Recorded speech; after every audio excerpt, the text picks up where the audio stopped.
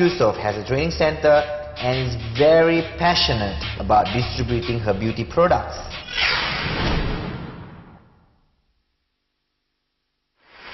Saya Zainul binti Yusof, anak kelahiran Pulau Mutiara. Saya menjalankan perniagaan iaitu pusat latihan dan juga produk-produk kecantikan dan kesihatan. Saya mula berniaga ni selepas tingkatan 5 sebab minat punya pasal kan. Masa kat universiti pun saya boleh buka sebuah kedai dinamakan kedai Econ Shop yang membekalkan alat-alat tulis dan buku-buku pada student. Saya betul-betul fokus lah. Waktu belajar betul-betul.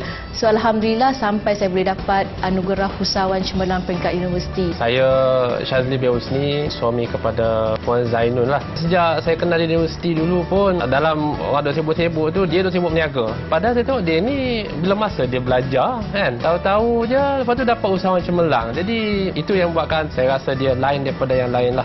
Selepas habis belajar, sempat kerja selama 5 tahun. Saya rasa yang tu bukan life saya, bukan jiwa saya. Berniaga tu yang first priority saya. Dan saya tengok pun anak saya membesar, saya tak sempat nak kata enjoy sebab dia banyak bersama dengan babysitter dan sebagainya. Satu hari tu bila orang tanya, mak mana?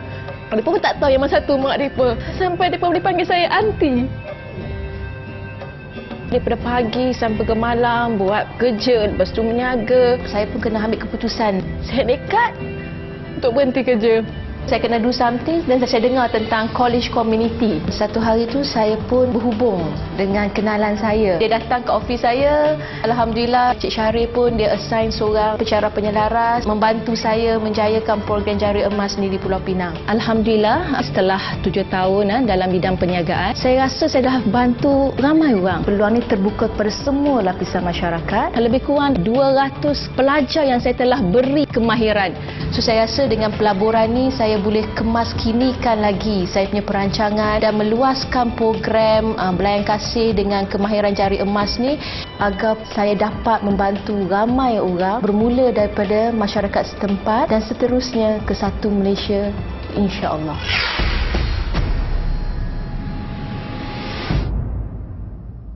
Saya Zainul binti Yusof, orang Penang. Sebenarnya saya menjalankan satu pusat latihan dan pusat mengedarkan produk-produk kesihatan dan kecantikan. Is your business training people or selling products? We have two. Okay, two businesses. Yes. And you're pitching to us which one? Together. Zainul dapat peruntukan kewangan daripada program ni.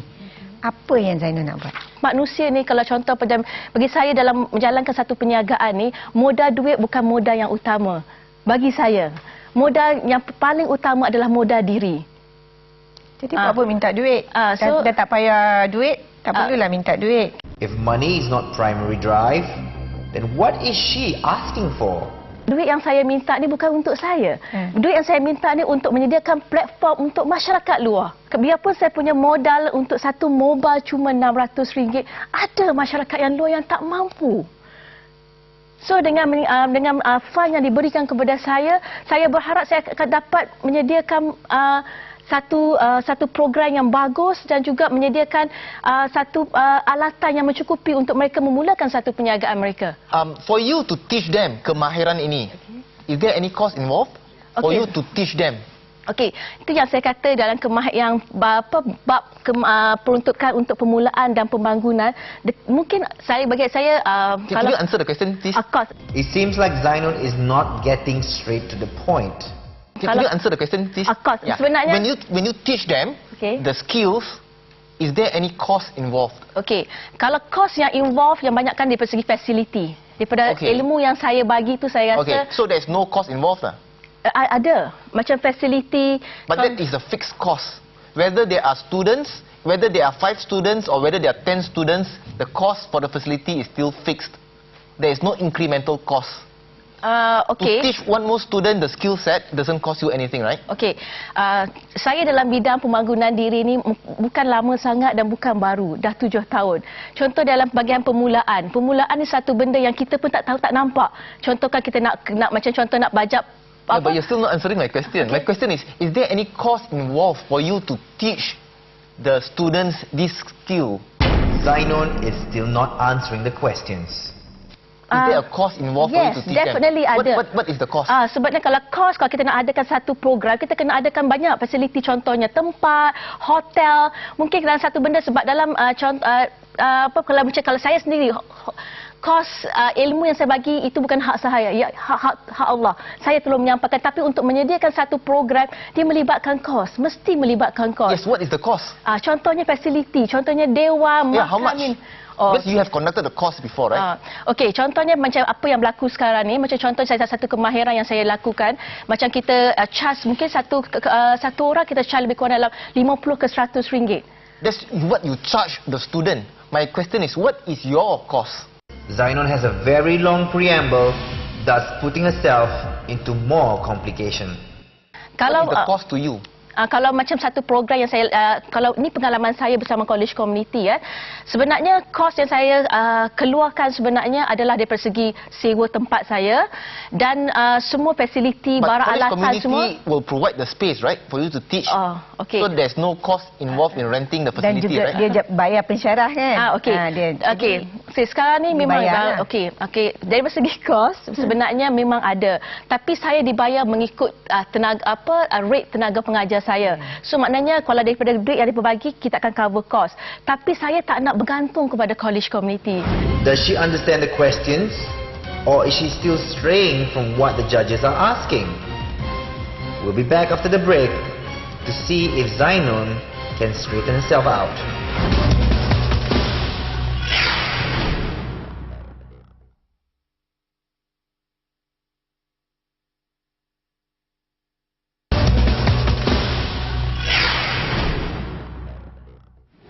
Before the break, we watched how Zainon kept on deflecting from answering the judges' questions. Let's take a look on what's going to happen next. Di dalam industri wellness ni ramai orang yang buat benda macam ni, Puan Zainon. Apa kelainan bisnes Puan Zainon ni? Okey. Contohnya yang kelebihan dan kelainan daripada program saya, satu, saya bagi kemahiran. Orang lain pun bagi kemahiran juga. Okey. Kebanyakan yang saya tak boleh komen yang di luar. Saya cuma bagi tahu apa yang saya boleh bagi kepada peserta saya. Tak boleh lah macam tu pasal kita buat asas perbandingan. Tapi macam mana kita nak buat comparison kalau kita tak tengok orang luar? Zainon not only being vague, she is also an idealist. Contohnya sekarang ni kita guna macam strategi lautan biru. Di sini kita menekankan tentang satu kemahiran, kedua kehusawanan.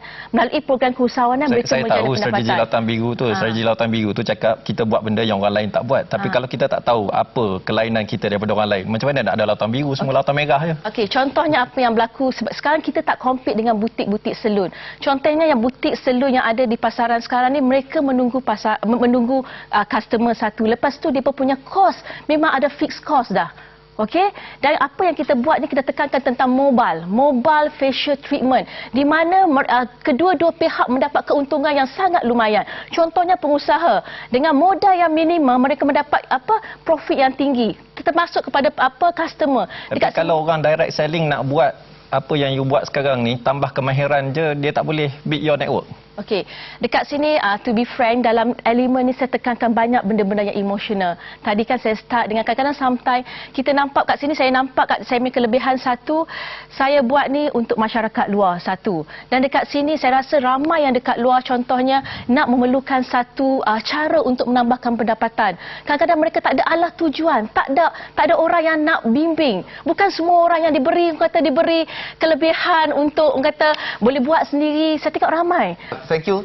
We understand your business. Thank you for coming. Okay, terima kasih. Terima kasih. Zainon appears to be rather emotional in her pitch. What will happen next? First sekali rasa lega dan saya rasa saya dah buat yang terbaik. Sebenarnya saya tak ada langsung niat untuk mengelak daripada soalan.